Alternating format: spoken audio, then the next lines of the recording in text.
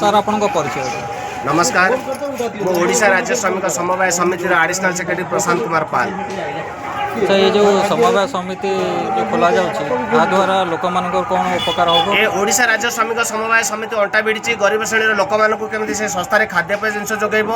ता सहित सोसाइटी मात्र गोटे 50 टका नौ जो कि 5000 नहीं 1 लाख टका पर्यटन सहायता राशि से दे पारुची ता सहित जीवन सारा पे से सस्तार खाद्यपेय जिन जोगाऊँगी जो थे कि आम खाली चाउल को छाड़िकिना जहाँ जाबतीय जिनस तेल लुणर संसार जहाँ घर को प्रतिदिन आवश्यक पड़े से ही जिनस को आम जीवन सारा पे जोगेबा अंटा भिड़ीचु। ता सहित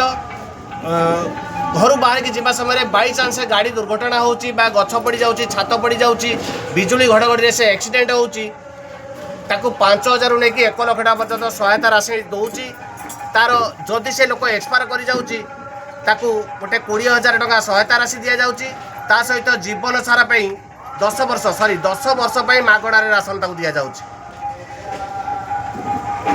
ठीक है आप किए कह झील कह